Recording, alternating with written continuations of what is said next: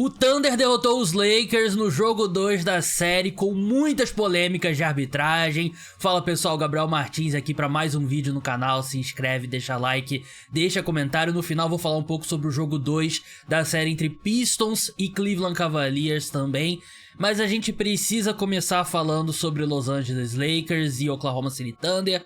Os Lakers foram derrotados 125-107, eles estavam bem na partida. Primeiro tempo a equipe terminou vencendo. No início do terceiro quarto, o Shai Gilgeous-Alexander é pendurado com mais uma falta. Parecia que esse era o jogo para os Lakers roubarem lá em Oklahoma City. Mas o Thunder, sem o Shai Gilgeous-Alexander, conseguiu abrir uma boa vantagem e depois venceu com um placar relativamente confortável, 125-107. Na NBA hoje é difícil ter um placar muito confortável, mas assim, a gente tem pontos pra falar dessa partida, tipo Austin Reeves jogou muito bem. 31 pontos em 16 arremessos, com um aproveitamento absurdo, 6 assistências, teve 5 turnovers, é verdade. LeBron James jogou bem de novo, não como no jogo 1, né, mas ele foi... Esse jogo foi muito mais do Austin Reeves, né, então o LeBron não precisou fazer tanto. 23 pontos, quer dizer, não precisou fazer tanto, é que perdeu, né, mas um jogo que o Reeves tomou mais conta, né, o LeBron não teve tanto a bola na mão quanto na outra partida, mas ainda assim jogou bem, 23 pontos, 6 assistências, 3 roubos de bola, Rui Hachimura, 16 pontos, Luka Kennard veio bem do banco, mas eu sei o que todo mundo quer saber. Eu sei o que vocês querem ouvir, eu sei que você, torcedor dos Lakers, está assistindo esse vídeo, o que você quer que seja discutido. A arbitragem. A arbitragem foi horrível nesse jogo. Foi horrível. Mas tem alguns pontos particulares ao Oklahoma City Thunder que a gente precisa discutir.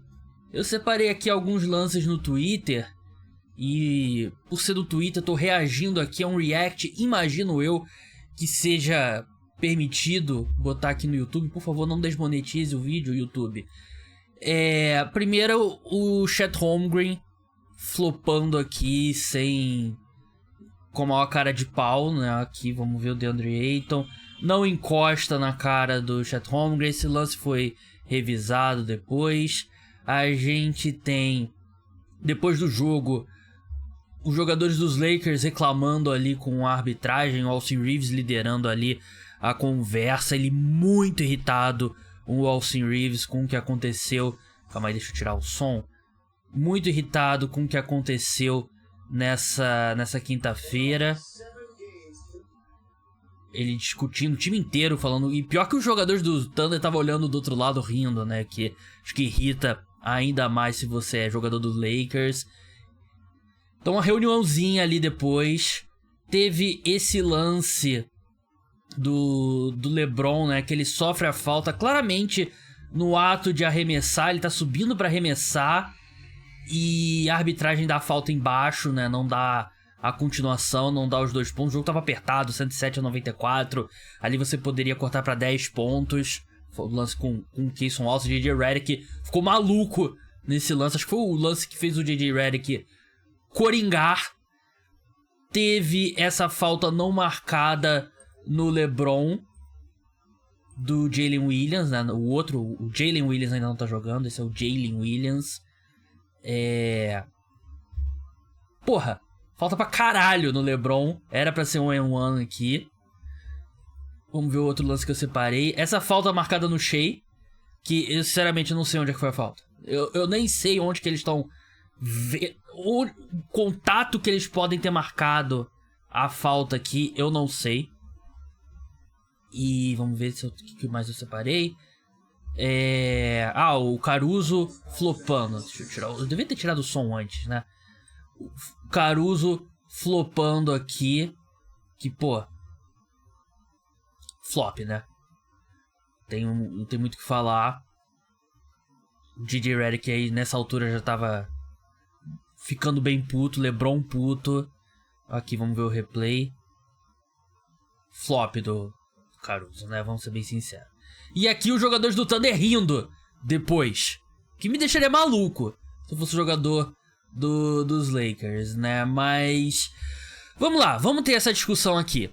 A arbitragem de esporte coletivo é ruim.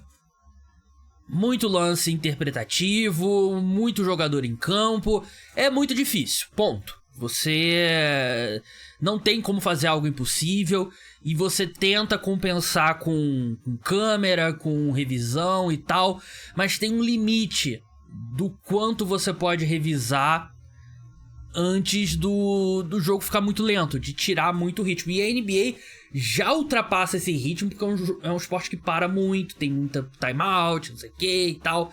Então tem um limite que você pode fazer. Você tem que ter o árbitro que acerte em quadra, por mais que você tenha auxílio da tecnologia. Eu, por exemplo, no futebol americano, no futebol, no basquete, eu acho que você deveria ter uma interferência maior de um árbitro que tá vendo o jogo basicamente pela televisão, tá vendo pelas câmeras ali e tal, e pum, ó, foi isso aqui e tal. Segue o jogo, não tem que, o árbitro tem que parar e revisar. Não, vamos andar, beleza. Parte de todo esporte, infelizmente, é saber manipular a arbitragem.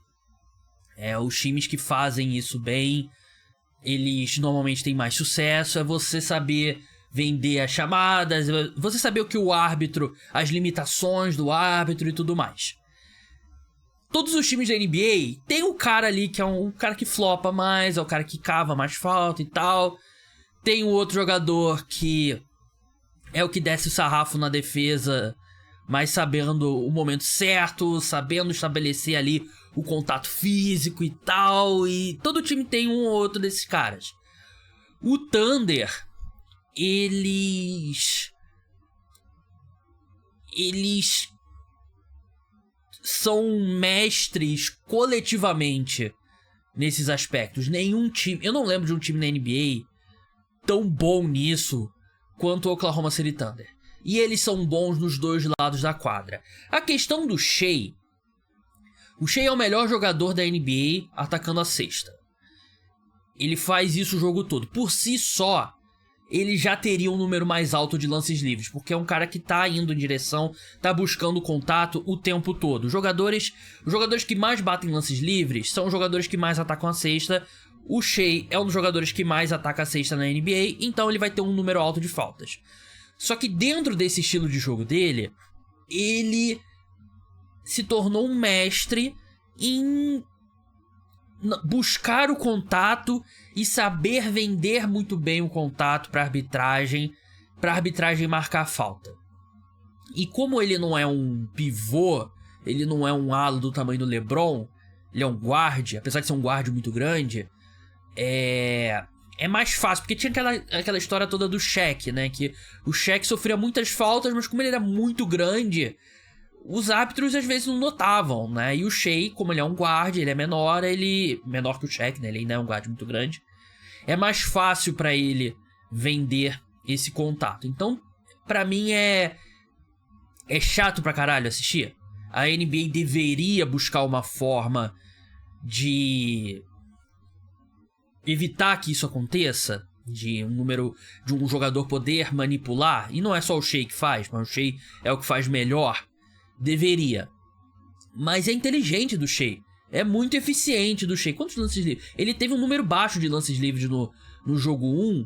Nesse jogo ele teve problema de falta, 7 de 9 lances livres, né? Tá na média dele. É chato, mas é uma forma eficiente.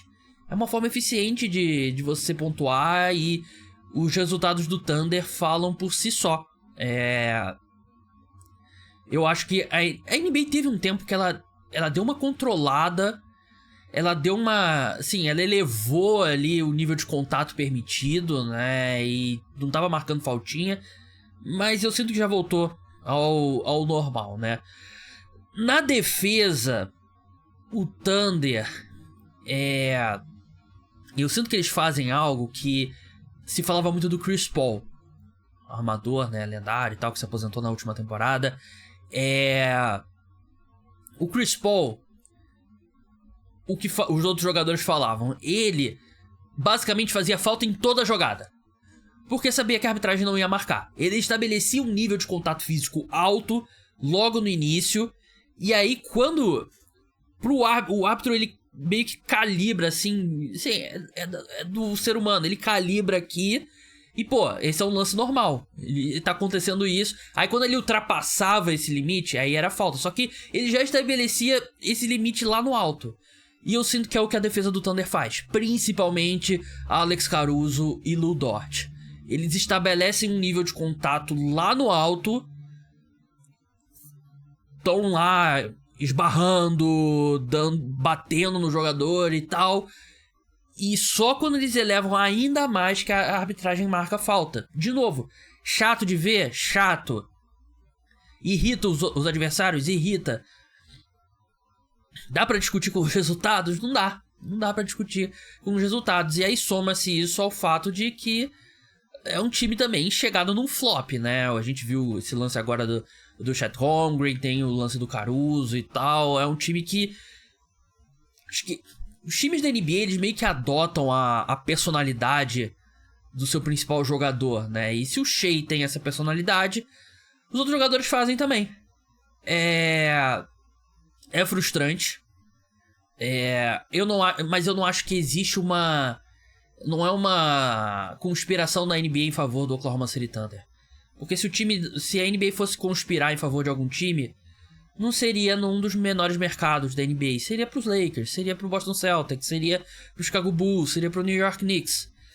Eu só acho que é um time que sabe, melhor do que qualquer outra equipe, trabalhar os árbitros. E agora eles estão vencendo por 2-0. O próximo jogo vai ser no sábado, em Los Angeles, e vamos ver se a reclamação dos Lakers vai surtir efeito. A gente já viu isso no passado acontecer, e aí no outro jogo, o time que reclamou tem um número altíssimo de lance livre, né, marcado a favor deles, né, porque o famoso quem não chora não mama. Mas é a realidade. Tudo que eu te falei aqui, eu gosto de assistir? Não. Eu acho que deveria ser assim? Não. O que eu estou te falando é a realidade. Na minha opinião, obviamente, você pode discordar, principalmente se você for torcedor do Thunder, mas eu acho que é um time que trabalha muito bem essa parte da arbitragem. E, claro, tem outros fatores. Não é por causa disso que eles são o time atual campeão e tem grande chance de repetir. Eles são isso porque eles têm um time muito talentoso, construíram um baita elenco, tem talvez o melhor jogador da NBA atualmente. Não tem nem o Jalen Williams ainda, né? O Jalen Williams machucado. Mas é um dos fatores que explicam que o Thunder faz bem, que coloca eles aí na disputa pelo segundo título consecutivo, algo que não é feito desde o Golden State Warriors. Vamos falar um pouquinho agora sobre Pistons e Cleveland Cavaliers. Os Pistons venceram por 107-97, abriram 2-0 na série. Próximo jogo no sábado de tarde contra o Cavaliers em Cleveland. Cara, que alegria ter o Cade Cunningham no meu time. Cade Cunningham, você olha os números dele, 25 pontos em 7-14 arremessos, uma eficiência até melhor do que ele vinha tendo, 10 assistências, 5 turnovers, que é um número alto, mas para um cara que tem a bola o tempo todo como ele, mas mais do que os números, né, o impacto dele nessa equipe e a forma como nos momentos mais importantes, ele com 24 anos ainda, ele para o time, respira, busca uma cesta, busca a melhor jogada. É um jogador incrível, o Cade Cunningham, uma estrela ali do top, sei lá, que você possa pensar, da primeira prateleira. Tobias Harris vem fazendo uma série, assim, uma série de jogos, né? Porque durante a transmissão do Prime eles falaram, né? Acho que 7 jogos de pelo menos 20 pontos do Tobias Harris. Provavelmente a melhor sequência dele na carreira. O Duncan Robinson virou tipo o Ray Allen do Boston Celtics. Do Boston Celtics. Do Boston Celtics. Do Boston Celtics. Porque eu tava pensando no Miami Heat, mas o do Boston Celtics era uma versão melhor do que a do Miami Heat. O Duncan Robinson virando o Ray Allen do Boston Celtics, que não era o Ray Allen. Ray Allen antes do Boston Celtics era um jogador que fazia mais do que arremessava de 3, né? Lá no Celtics ele vira mais um especialista. E o Ray Allen... E o Duncan Robinson vem arremessando muito bem nessa série. Ele terminou 5 de 9 nesse jogo. O Jalen Duren ofensivamente continua um problema, mas os Pistons vão conseguindo ali se virar. Ausar Thompson. Me desculpa, Ausar Thompson. Quando teve aquele podcast com o Gustavo, eu critiquei bastante o Ausar Thompson, e desde então acho que os Pistons encontraram uma forma melhor de esconder ele no ataque, que tá permitindo que ele seja, assim, que você tem a defesa dele e ele não sabota o seu ataque, né? Então, a gente tem visto muito o chamado short roll, né? Que é tipo, um cara inicia o ataque, encontra um big, muitas vezes o Jalen Duren, e aí ele encontra o Ausar Thompson atacando a cesta e ele trazendo muito a bola na transição pra tirar esse peso do Cade Cunningham. Ele tá começando... São formas menores ali dele contribuir no ataque pra ele não ser um zero total, e ele tem que evitar algumas dessas faltas mais idiotas, né? Das faltas... Assim, ele teve problema de falta nesse jogo e por isso ele jogou 24 minutos apenas.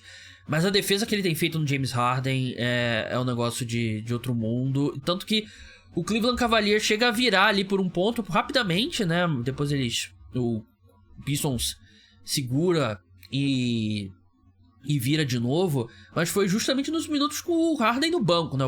O Harden teve uma partida abismal. 10 pontos, 6 rebotes, 3 assistências, 4 turnovers, muito mal. Tanto que o time melhora com o Dennis Schroeder, né? O Dennis Schroeder teve 5 assistências nesse jogo. Acho que o time andou um pouco melhor com o Dennis Schroeder.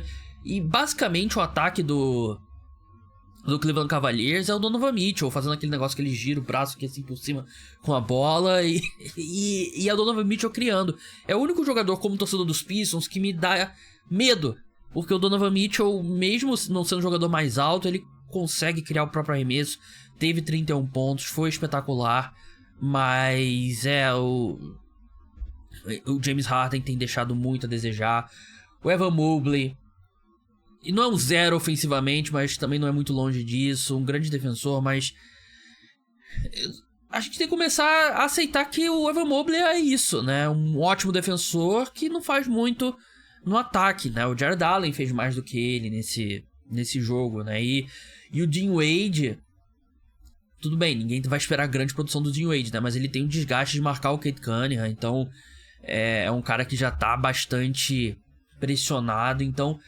Vamos ver em Cleveland. Jogando em casa, esses jogadores coadjuvantes costumam ir melhor, né? Isso é um clichê na NBA, mas é um clichê porque é meio que verdade. E do outro lado, vamos ver se o Duncan Robinson vai continuar arremessando bem. Dennis Jenkins tem sido espetacular, ele veio muito bem do banco, jogou 26 minutos. O Caris LeVert, eu achei que jogou bem. E a tendência é que esses caras não joguem tão bem fora de casa, né? Então não é uma série que tá definida.